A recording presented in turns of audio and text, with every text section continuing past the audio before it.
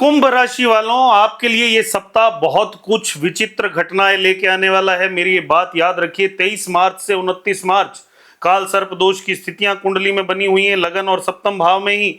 आइए ध्यान से समझ लीजिए, फिर मत कहिएगा बताया नहीं।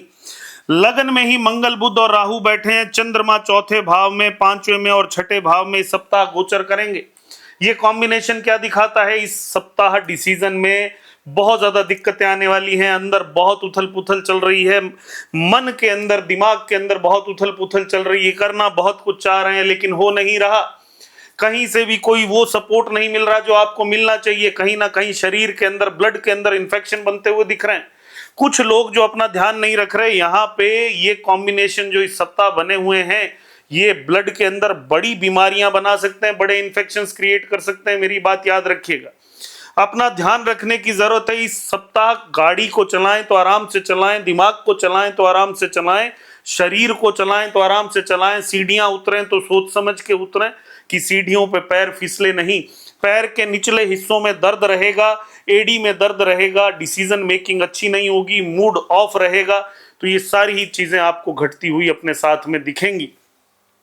अब बात कर लें इस सप्ताह लग्नेश के साथ, क्योंकि आपकी राशि का स्वामी कौन है? शनि अस्त अवस्था में है। कार्य क्षेत्र में उतनी उन्नति दिख नहीं रही इस सप्ताह। क्यों? क्योंकि सूर्य मार्केश होकर वहां बैठा है धन भाव में। हालांकि व्यापार भाव का भी स्वामी है इस राशि के लिए, लेकिन कहीं ना कहीं शुक्र जो बादकेश है वो भी वहीं, यानी काम धंधे में, इनकम में भी कमी होती हुई दिखेगी आपको। कहीं ना कहीं अगर आप मैरिड हैं तो शुक्र पत्नी है, कहीं ना कहीं उनके साथ आपके वाद विवाद बिना मतलब की नोक झोंक, लड़ाई झगड़े घर के अंदर होते हुए दिखेंगे ये पूरा सप्ताह। और जब तक सूर्य अपनी राशि परिवर्तन नहीं कर लेते, आपको ये परेशानियां होते हुए दिखेंगी। पिता आपके अगर हैं तो उनको हार्ट से जुड़ी हुई समस्याएं बढ़ती हुई दिखेंगी। उनको भी इस बात का ध्यान रखने की जरूरत। अपना पैसा सोच समझ के खर्च करिएगा। ये समय विशेष रूप से कुछ सप्ताह आपके लिए ठीक नहीं है।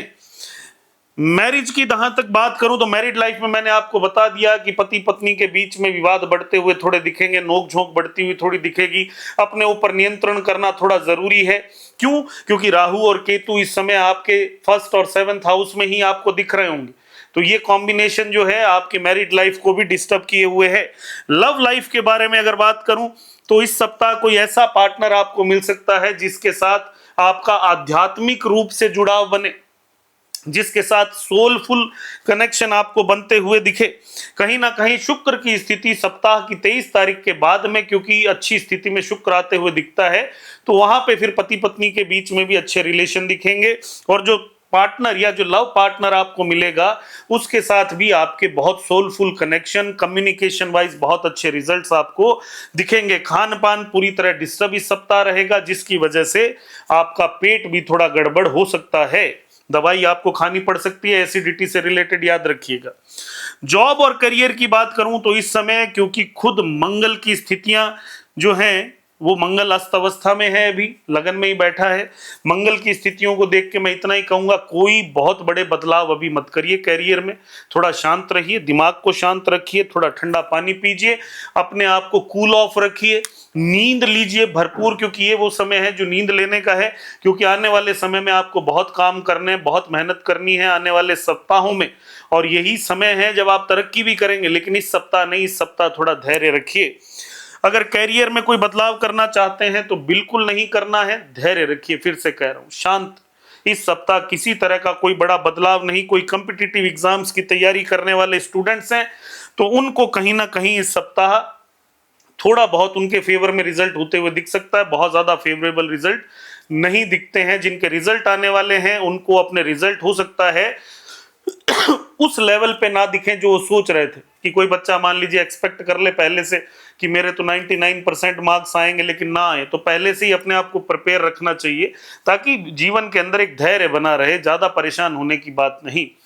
अगर बात करें फाइनेंस के लेवल की तो शनि क्योंकि अस्त अवस्था में है और इस समय की जो धन भाव की स्थितियां, इस समय आपकी इनकम कम हो रही है और आपका जो सेविंग वाला मनी है वो ज्यादा खर्च हो रहा है जो बैंक में है। तो इसीलिए पैसे को थोड़ा बचा के चलिए और उल्टी सीधी जगह नहीं खर्च करना है। हेल्थ का इंप्रूवमेंट रखना है ताकि बिना मतलब अस्पताल के पैसे खर्च ना हो, किसी लीगल प्रॉब्लम में पैसे खर्च ना हो, कहीं पुलिस वाले किसी चौराहे पर चालान आपका ना काटें आपकी गलत पार्किंग की वजह से। इन सब चीजों का ध्यान थोड़ा सा रखना पड़ेगा। रेमेडी क्या है? मंदिर जाइए, याद रखिए मंगलवार को मंदिर जाके आना ही है। हनुमान जी को खुश रखिए, ये कॉम्बिनेशन ऐसा है। हनुमान जी को खुश रखिए, मंदिर जाके आइए, मंगलवार के दिन हनुमान चालीसा का पाठ करिए। शनिवार के दिन पीपल के पेड़ में तेल चढ़ाइए और सर पे तेल मत लगाइए, बंद कर दीजिए सर पे तेल लगाना इस पूरे सप्ताह। नहाइए धोइए लेकिन तेल मत लगाइए, बालों को वैसे ही बना लीजिए।